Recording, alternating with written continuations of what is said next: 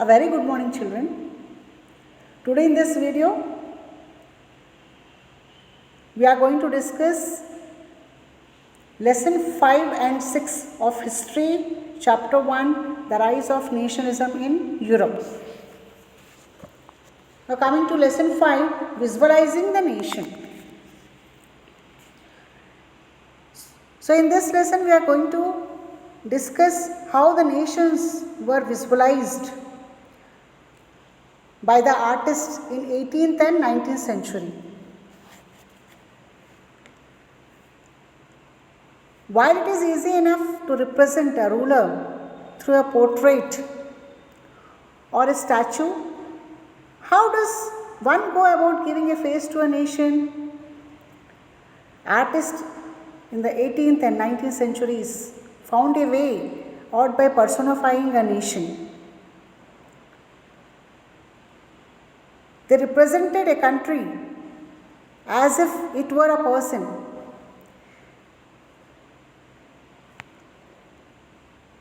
Nations were then portrayed as female figures. The female form that was chosen to personify the nation did not stand for any particular woman in real life.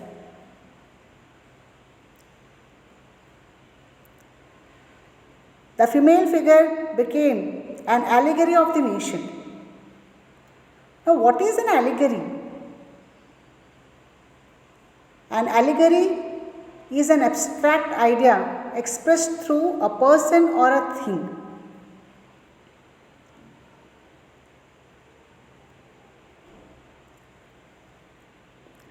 During the French Revolutions, artists used the female allegory to portray ideas such as liberty, justice, and the republic.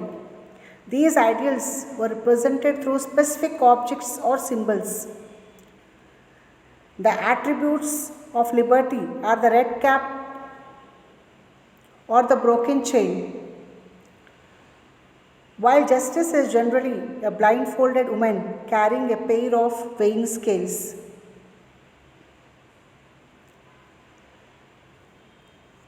Similar female allegories were invented by artists in the 19th century to represent the nation. In France, she was Christiane Marion, a popular Christian name which underlined the idea of a people's nation. Her characteristics were drawn from those of liberty and the republic, the red cap, the tricolor, the cockade.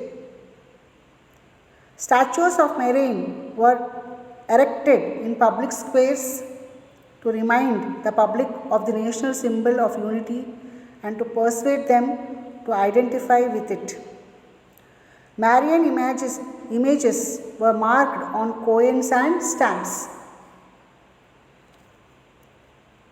Similarly, Germania became the allegory of the German nation.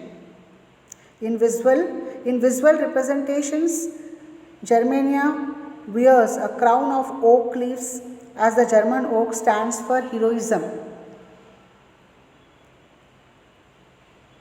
And the allegory of Germania was first time used in Frankfurt Parliament by the liberal nationists.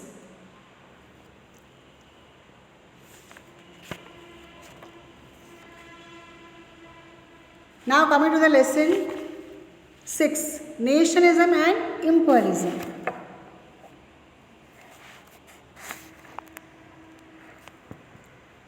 So what is imperialism? Imperialism is the system of colonizing other countries for raw materials and markets for their finished products. So in the 18th and 19th century, many European countries, they have colonized Asian and African countries.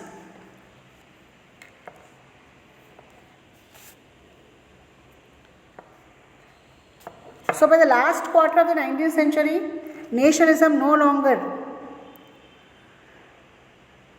had its idealistic liberal democratic sentiment of the first half of the century. During this period, nationalist groups became increasingly intolerant of each other and ever ready to go to war.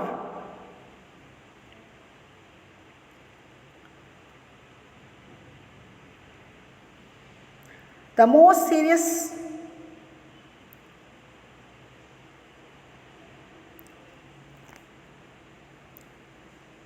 source of nationalist tension in Europe after 1871 was the area called as Balkans.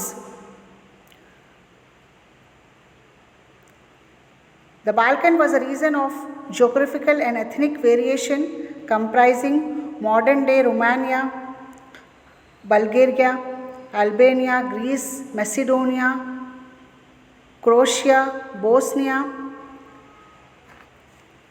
Herzegovina, Slovenia, Serbia, and Montenegro,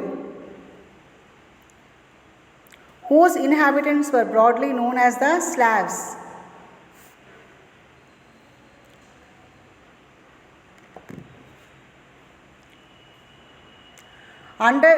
These Balkan areas were mostly under the control of Ottoman Empire.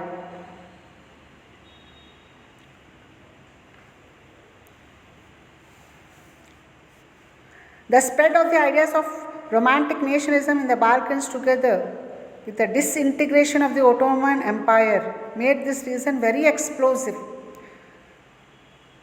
Because of the romantic nationalisms, many countries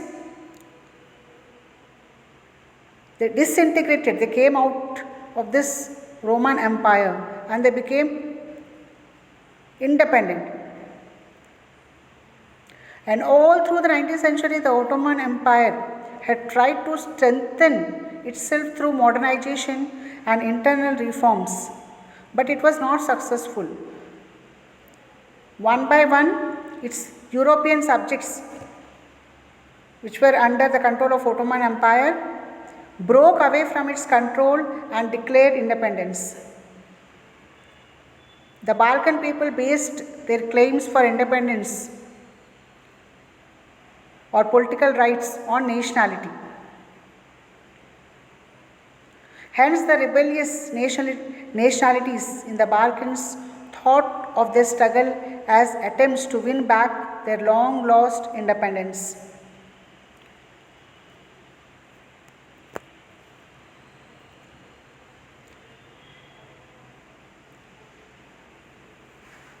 As the different Slavic nationalities struggled to define their identity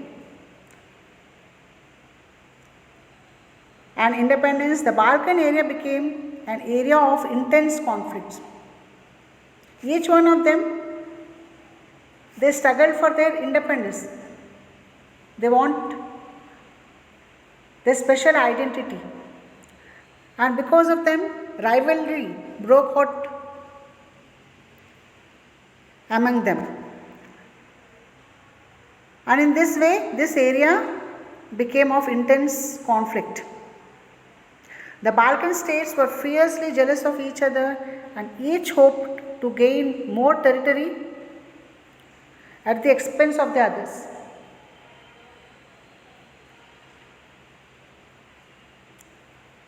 They wanted to defeat other and gain more territories.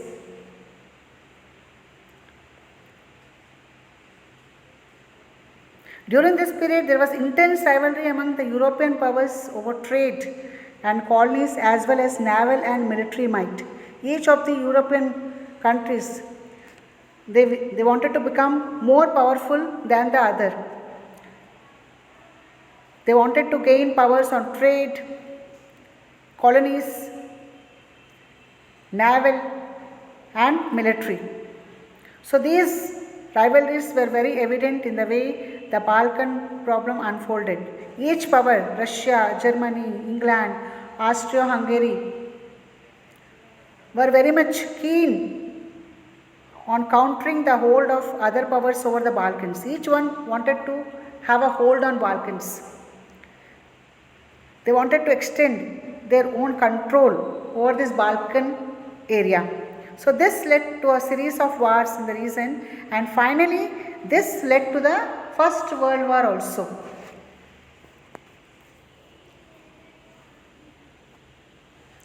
And when nationalism aligned with imperialism, both of nationalism and imperialism combined, this led to Europe through disaster in 1914. First World War started because of these reasons in 1914.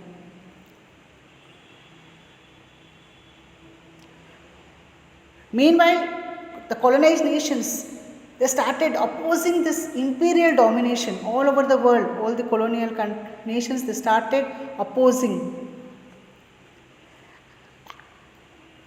All over the world, in the colonies, anti-imperial movements developed.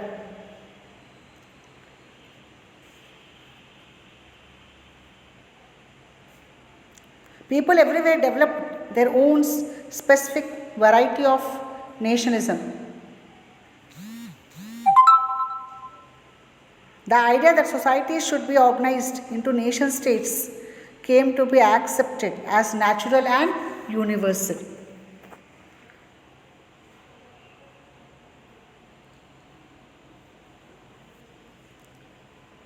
Thank you, children. Thank you very much.